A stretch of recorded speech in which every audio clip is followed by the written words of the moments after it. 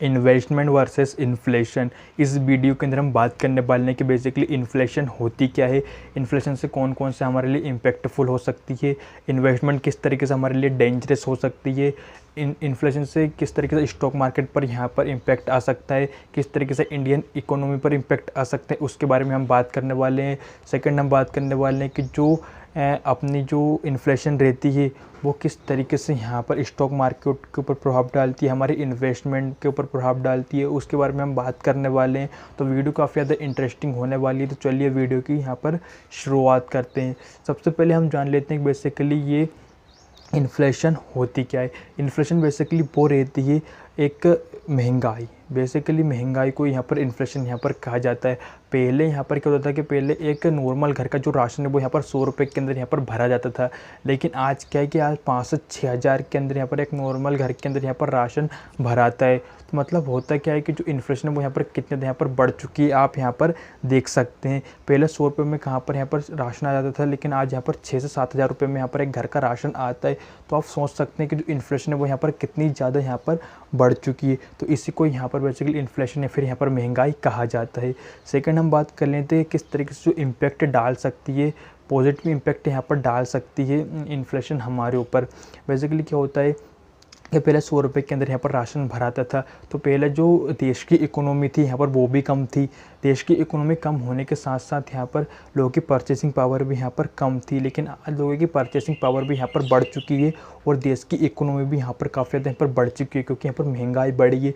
महंगाई बढ़ने से क्या हुआ कि यहाँ पर जो रिटेल बिजनेसमैन है ना, उनके पास यहाँ पर पैसा गया है, बड़े बड़े इन्वेस्टर्स के पास पैसा गया है और यहाँ पर कंपनीज़ के पास यहाँ पर पैसा गया है ज़्यादा मात्रा में, जिससे कि यहाँ पर उन्होंने ज़्यादा मात्रा में टैक्स पे किए हैं, जिसकी वजह से यहाँ पर जो इंडियन इकोनॉमी है यहाँ पर बेसिकली वो ग्रो हुई है। फिर किसी भी देश की जो इकोनॉमी है वो यहाँ पर ग्रो होती है। तो बेसिकली इन्फ्लेशन का एक बहुत ही ज़्यादा महत्वपूर्ण यहाँ पर योगदान होता है। तो यहाँ पर ये पॉजिटिव साइड हो जाती है यहाँ पर इन्फ्लेशन की। अब हम जान लेते हैं नेगेटिव साइड। यहाँ पर नेगेटिव साइड बेसिकली क्या रहती है इन्फ्लेशन की, जैसे कि यहाँ पर किसी भी देश की, जैसे कि एक एग्जांपल के थ्रू समझ ले, अमेरिका के अंदर यहाँ पर एक बहुत ही बुरा दौर आया था 1973 के अंदर। ये हुआ क्या था कि यहाँ पर अमेरिका के अंदर यहाँ पर इतनी खतरनाक इन्फ्लेशन आई थी कि यहाँ पर उनका जो इन्फ्लेशन रेट 9 से 10% जो चल रहा था वो यहाँ पर एकदम से 17 से 18% तक यहाँ पर पहुँच गया, जिससे कि यहाँ पर वहाँ के जो लोगों की जो परचेसिंग पावर थी ना वो यहाँ पर 53% तक यहाँ पर ख़त्म हो गई एकदम से। और 53% से उनकी जो परचेसिंग पावर ख़त्म हो गई, तो यहाँ पर लोग यहाँ पर एक्सपेंस भी अपने यहाँ पर उन्होंने कम कर दिए। तो यहाँ पर तो आप दो चीज़ें कर सकते हैं, या तो अगर आपकी इन्फ्लेशन इतनी तेज़ी से अगर आप बढ़ती है तो या तो आप अपनी परचेसिंग पावर को आप कम कर सकते हैं, या फिर आप अपने जो पैसे को आपने इन्वेस्ट किया है उसको आप यहाँ पर निकाल सकते हैं। दो चीज़ें यहाँ पर आप कर सकते हैं।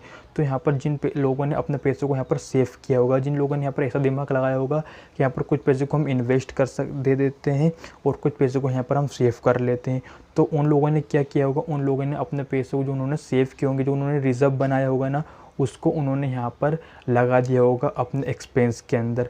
और जो लोग बेसिकली अपने एक्सपेंस को भी मैनेज नहीं कर पा रहे हैं और उनको पैसे की ज़रूरत है, तो उन्होंने क्या किया होगा, उन्होंने अपनी इन्वेस्टमेंट के जो पैसा है ना वो यहाँ पर निकाला होगा। तो यहाँ पर भारी मात्रा में लोगों ने अगर स्टॉक मार्केट से पैसा निकाला है इन्फ्लेशन के दौर में, तो यहाँ पर क्या हुआ, इन्फ्लेशन यहाँ पर काफ़ी ज़्यादा बढ़ी है और एकदम से पैसा स्टॉक मार्केट से निकला है। तो बेसिकली क्या हुआ है कि स्टॉक मार्केट यहाँ पर टूटा है। स्टॉक मार्केट जैसे यहाँ पर टूटा तो यहाँ पर इंडियन इकोनॉमी भी टूटी, क्योंकि जो इंडियन इकोनॉमी रहती है ना वो यहाँ पर बेसिकली स्टॉक मार्केट के ऊपर यहाँ पर डिपेंडेंट होती है। तो लेकिन जिन लोगों ने यहाँ पर रिज़र्व बनाए होंगे उनको तो यहाँ पर कोई फ़र्क नहीं पड़ा है, लेकिन जिन लोगों ने यहाँ पर रिज़र्व नहीं बना है उनको यहाँ पर काफ़ी ज़्यादा यहाँ पर फ़र्क यहाँ पर पड़ा होगा, क्योंकि उनके पास यहाँ पर पैसा होगा नहीं, है ना। तो बेसिकली ये यहाँ पर हो जाता है। अगर आप भी अपनी इन्वेस्टमेंट को यहाँ पर सिक्योर रखना चाहते हैं इन्फ्लेशन के दौर में, तो आपको क्या करना पड़ेगा, आपको अपने पैसे को बेसिकली सेव करना पड़ेगा। जब तक आप अपने पैसे को यहाँ पर सेव नहीं करेंगे, आप इन्फ्लेशन के दौर में आप यहाँ पर सस्टेन नहीं कर पाएंगे। आपको अपने एक्सपेंसेस को यहाँ पर कम करना पड़ेगा, या फिर आपको क्या करना पड़ेगा, आपको अपनी इन्वेस्टमेंट यहाँ पर निकालनी पड़ेंगी। इसलिए आपको अपने पैसे को सेव करना बहुत ही ज़्यादा इंपॉर्टेंट यहाँ पर हो जाता है।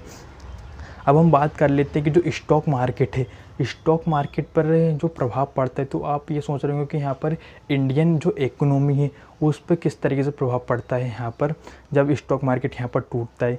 देखिए 5000 से ज़्यादा कंपनीज यहाँ पर स्टॉक मार्केट के अंदर यहाँ पर लिस्टेड है ना। अब वो 5000 से ज़्यादा कंपनीज के अंदर कुछ कंपनीज प्रोडक्ट बनाती है, कुछ कंपनी सर्विसेज सेल करती है, कुछ कंपनीज कुछ बनाती है, तो हर चीज़ें यहाँ पर लोगों को ज़रूरत यहाँ पर लगने वाली है। अब जब उनके शेयर्स का प्राइस गिरेगा, जब वो कंपनीज यहाँ पर गिरेंगी, तो बेसिकली क्या होगा कि यहाँ पर स्टॉक मार्केट टूटेगा। अब स्टॉक मार्केट टूटेगा तो इंडियन इकोनॉमी भी टूटेगी, क्योंकि इंडियन जो इकोनॉमी है वो यहाँ पर स्टॉक मार्केट के ऊपर यहाँ पर डिपेंडेंट रहती है, इंडियन कंपनीज़ के ऊपर यहाँ पर डिपेंडेंट रहती है।